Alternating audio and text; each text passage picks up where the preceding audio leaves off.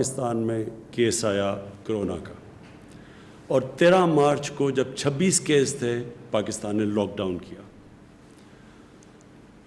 تو وہ اس سے 13 سے لے کے آج تک کیا کیا ہم نے بڑے بڑے جدھر بھی لوگ جمع ہو سکتے تھے، cricket matches, parade, universities, colleges, یہ ہم نے سب بند کر دیا، ہم نے فیکٹریاں بند کر دی، ہم نے پورا لاک ڈاؤن. اور میں یہ واضح کر دوں، لاک ڈاؤن سیٹرڈے سے کھلے گا، کل سے نہیں کھل رہا، سیٹرڈے سے انشاءاللہ، پرسوں سے لاک ڈاؤن کھول رہے ہیں فیزز کے اندر، جو آپ کی تفصیل بیان کریں گے.